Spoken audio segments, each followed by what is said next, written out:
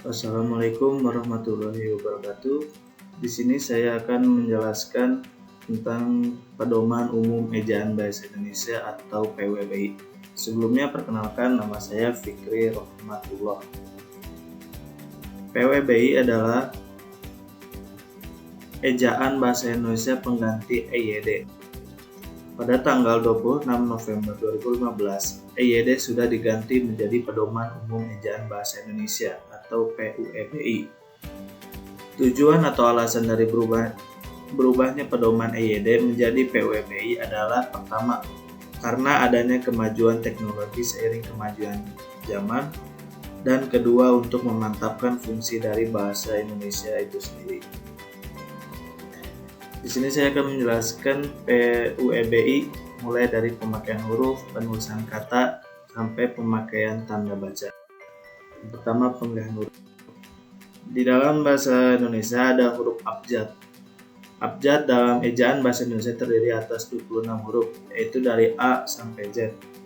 Ada juga huruf vokal. Huruf vokal dalam bahasa Indonesia terdiri atas 5 huruf, yaitu A, E, I, O, dan U. Selanjutnya ada huruf konsonan. Huruf konsonan dalam bahasa Indonesia terdiri atas 21 huruf, yaitu huruf abjad kecuali huruf vokal. Yang keempat ada huruf diftong. Di dalam bahasa Indonesia terdapat 4 diftong, yaitu yang dilambangkan dengan gabungan huruf vokal AI, AU, E, dan OI. Selanjutnya ada huruf kapital. Huruf kapital dipakai sebagai huruf pertama awal kalimat. Selanjutnya dipakai sebagai huruf pertama unsur nama orang termasuk julukan, dan juga dipakai pada awal kalimat dalam ketikan langsung.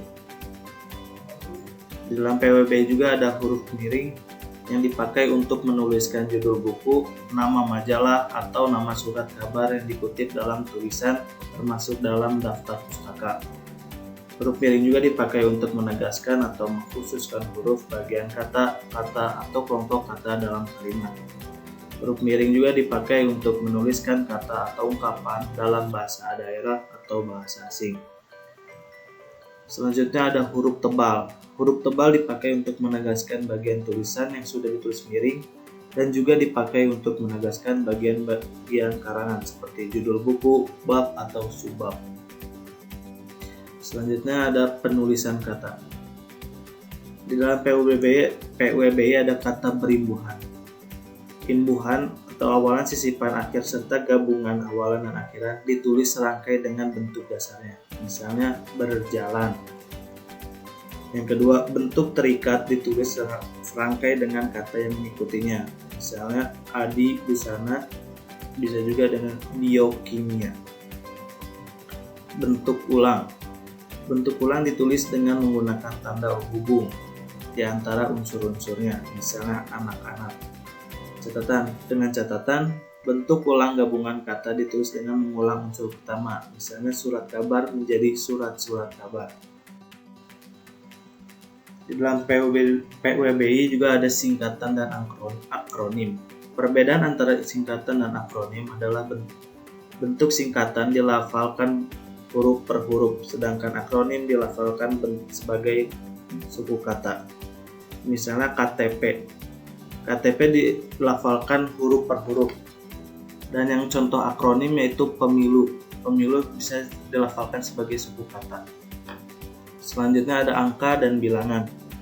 Bilangan dalam teks yang dapat dinyatakan dengan satu atau dua kata ditulis dengan huruf, kecuali jika dipakai secara berurutan, seperti dalam rincian. Misalnya mereka menonton drama itu sampai 3 kali. Yang kedua, bilangan pada awal kalimat ditulis dengan huruf. Misalnya 3 pemenang sayembara itu diundang ke Jakarta. Yang ketiga, angka yang menunjukkan bilangan besar dapat ditulis sebagian dengan huruf supaya lebih mudah dibaca. Misalnya dia mendapatkan 250 juta rupiah untuk mengembangkan usahanya. 4. Angka dipakai untuk menyatakan ukuran panjang, berat, luas, isi, dan waktu, serta nilai uang. Misalnya 0,5 cm, Rp5.000.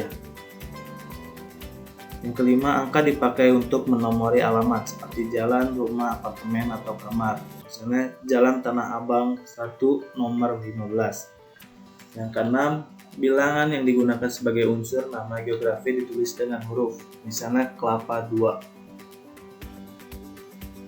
Selanjutnya ada pemakaian tanda baca. Yang pertama, tanda titik.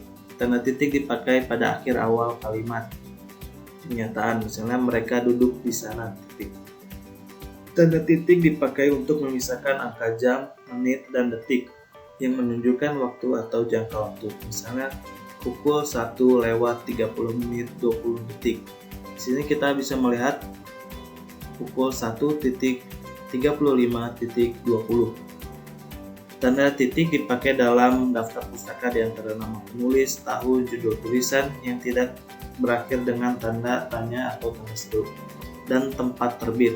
Misalnya Mulyono Anton M. 1989 Kembara Bahasa Jakarta Gramedia. Tanda titik dipakai untuk memisahkan bilangan ribuan atau kelipatannya yang menunjukkan jumlah. Misalnya Indonesia memiliki lebih dari 13.000 pulau. Selanjutnya ada tanda koma. Tanda koma dipakai di antara unsur-unsur dalam suatu pemerincian atau pembilangan. Misalnya telepon seluler, komputer, atau internet bukan barang asing lagi.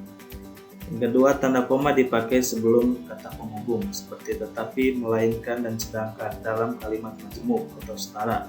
Misalnya, ini bukan milik saya, melainkan milik ayah saya. Yang ketiga, tanda koma dipakai untuk memisahkan anak kalimat yang mendahului induk kalimatnya. Misalnya, kalau diundang, saya akan datang.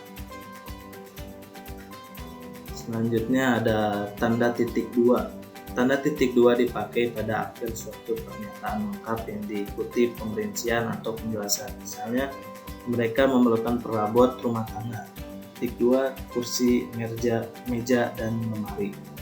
Yang kedua, tanda titik dua dipakai sesudah kata atau ungkapan yang memerlukan pemalian. Misalnya, Ketua Ahmad Wijaya, Sekretaris Siti Aryani.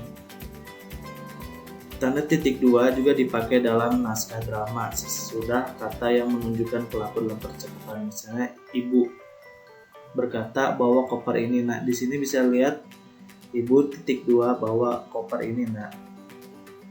Selanjutnya ada tanda titik koma. Tanda titik koma dapat dipakai sebagai pengganti kata penghubung untuk memisahkan kalimat setara yang satu dari kalimat setara yang lain di dalam kalimat majemuk. Misalnya, hari sudah malam, anak-anak masih membaca buku.